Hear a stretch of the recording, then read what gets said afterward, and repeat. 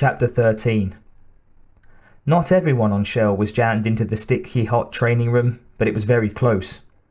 At least 60 hunters were gathered around the slightly raised stage, the musk of their combined aggression so thick that Noguchi could almost taste it as she and Topknot stepped into the room.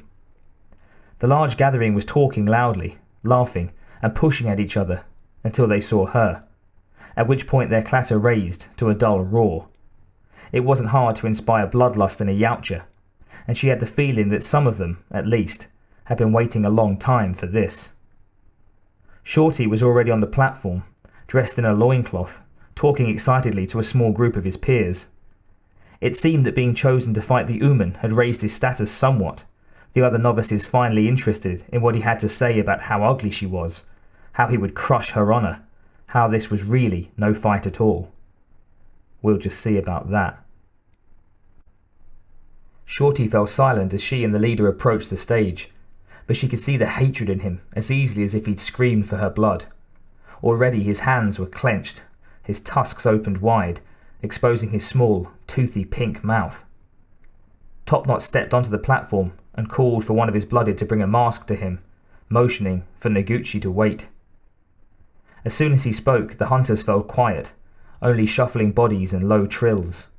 She barely heard them over the beating of her heart. She wasn't afraid, but knowing that her fight with Shorty would have everyone's full attention made her distinctively self-conscious. Don't think about it. Don't think about any of it.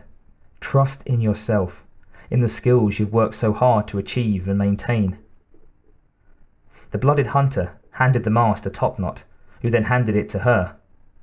He didn't speak a single word of encouragement or even look at her, but she was deeply moved by the gesture nonetheless.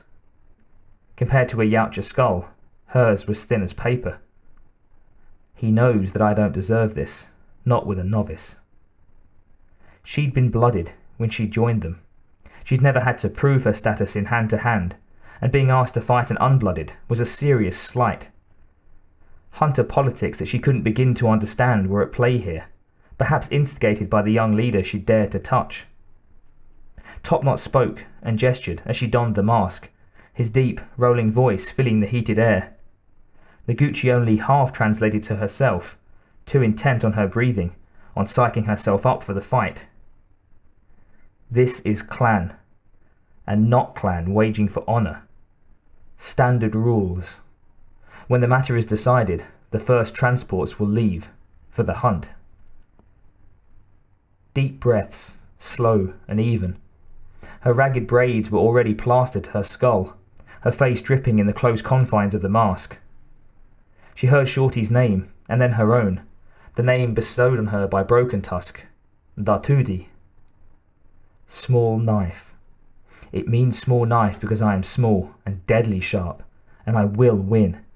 I will best my opponent because I am faster and sharper. I am a warrior, and he is no one. Standard rules. Whoever was knocked off the stage, or knocked out first, lost the fight. Shorty would lose. I am the better fighter, more experienced. The crowd roared anew as Topknot stepped off the lightly padded platform, and Shorty moved to the corner farthest from her. It was time. Noguchi closed her eyes for a half second, found her centre, then boosted herself onto the stage with one hand. As soon as she was on her feet, Shorty crouched, growling, his arms spread wide.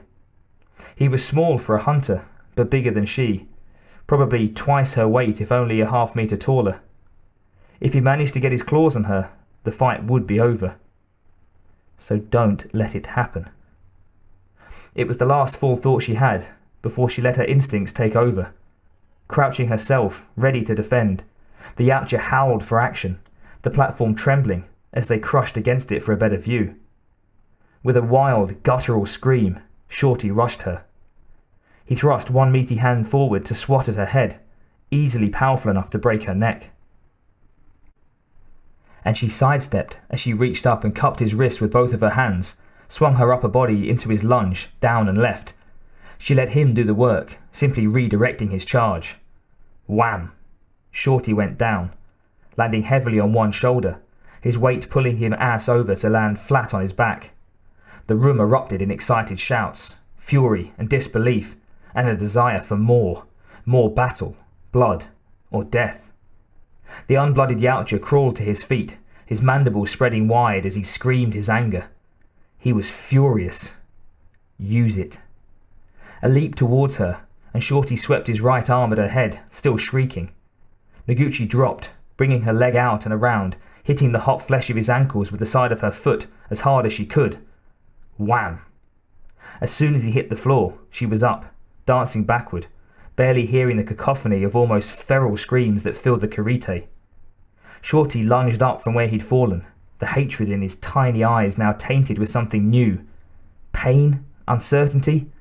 She didn't bother to guess. He flew at her, kicking off from the padded floor, his entire body a ram that would crush her. And she kicked her feet up and out, landed on her butt as he reached her, lifted her legs, and found his muscled belly with her bare feet. A single motion, Shorty continued his limited flight over her and her rolling body as she helped him along. Wham! And there was a grunt of escaping air this time, a sound of pain and shock that only she could hear over the shrill cries of the watchers. Finish this. She leapt up and took one running jump, Shorty still rising from the stage. Side of the knee. And her right foot slammed into his leg, not breaking the cat but surely bruising it badly. Definitely pain on his face now as he reflexively grabbed at his wound. And Noguchi landed and spun, bringing her foot up again, the full force of her body's momentum behind the roundhouse kick to his jaw. Strings of saliva flew from his mouth as he collapsed, elbows on the floor, his head hanging.